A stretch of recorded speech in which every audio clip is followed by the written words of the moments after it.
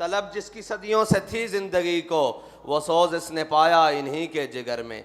ज़मीन और आसमान जिनके आने के मुंतज़र रहे, वो हुजूर के ग़ुलाम थे। वो हुजूर के वो ग़ुलाम थे कि जब मेरे आका और मौला ने ओहद के मकाम पर तलवार बुलंद की ना, तो मेरे आका और मौला ने फरमाया, कौन है जो इसका हक अदा करेगा। बहुत सारे सहाबा आगे आए, किसी ने ये नहीं पूछा कि या रसूलल्लाह इसका हक क्या है। हज़रत अबू दुजाना आगे आए, पूछा या रसूलल्लाह इसका हक क्या है। फरमाया इसका पहला हक तो यह है कि ये इतनी चले कि टेढ़ी हो जाए, और दूसरा हक यह है कि ये किसी मजलूम पर ना चले, किसी बच्चे पर ना चले, किसी औरत पर ना चले।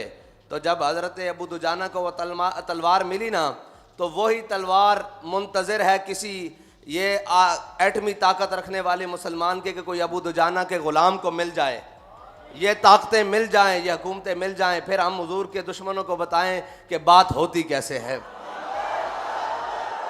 वो जो बक्से में बंद पड़े हैं ना, वो खालिद टैंक हो या दरार टैंक हो, वो भी मुंतज़र हैं कि कब खालिद के ग़ुलामों ने मुझे आकर हाथों में लेना है। वो दरार टैंक भी मुंतज़र है कि कब दरार बिन अज़वर के ग़ुलामों ने आके मुझे हाथ में लेना है। कि जब जोश जिहाद बढ़े तो ये नहीं कि ज़र्रा पहन लें, बल्कि ज़र्रा क्या कमीज़ भी उतार कर लड़ें। हज़रत दरार बिन अज़वर की ये शाने हैं। आप जब जोश जिहाद में ज़्यादा जज्बे में आते थे ना, तो पता है ना आपको जिहाद के अंदर ज़र्रा पहनी जाती है अपनी हिफाजत के लिए, लेकिन हज़रत दरार बिन अज़वर तो ऊपर से कमीज़ भी उतार देते थे शहादत के नशे में। तो रूमी कहते थे भाई ये इंसान नहीं है, ये कोई और मखलूक है जो हमसे लड़ने के लिए आ गया। लोग तो ज़रा बख्तर बंद होकर और ज़रा बंद होकर हमारे खिलाफ आते हैं, ये तो बरहना होकर हमारे खिलाफ लड़ने आता है। इन्हीं के लिए तो इकबाल ने कहा था, ज़मीन और आसमान मुंतज़र रहे कि वो हुजूर के ग़ुलाम कब आएंगे जो 60,000 के लश्कर में 60 दाखिल हो जाएंगे।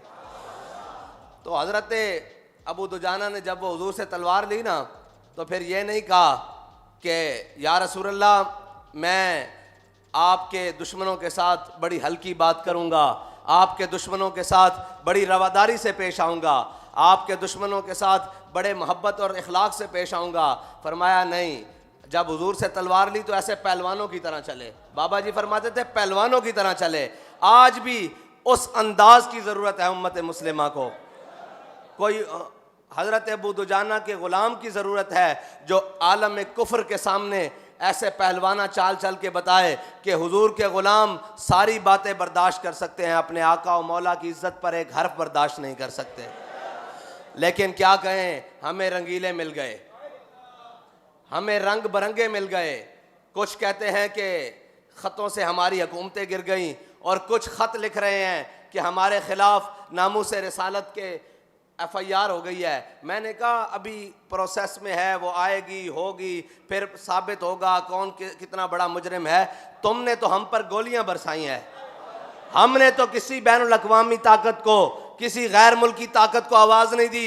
देखो हमारे ऊपर क्या जुल्म हो रहा है। हमने कहा ये मुल्क भी हमारा है, हम इसमें हर जख्म भी बर्दाश्त करेंगे, हर तीर और तलवार और नेज़ा और जनाब गोली बर्दाश्त करेंगे, अपना जिस्म छिदवा लेंगे, लेकिन इस मुल्क की इज्जत पर आंच नहीं आने देंगे। अभी तो एक कागज़ तुम्हारे खिलाफ रंगीन हुआ है, एक कागज़। अभी तो दफ्तर के दफ्तर तुम्हारे खिलाफ रंगीन होने हैं, अभी तो पलंदे के पलंदे तुम्हारे खिलाफ तैयार हैं, अभी तो वो उन शुहदा के कोरे खूनों का हिसाब तुमसे लिया जाना बाकी है। अभी बहुत सारे हिसाब तुमसे बाकी हैं, और ये जो आकर तख्त नशीन हो गए हैं, इनसे तो पुराने हमारे हिसाब है ना, बहुत पुराने अभी इनसे हिसाब हैं। और इनको आते साथ हुजूर के दुश्मनों के साथ काम करने की दिलचस्पी है।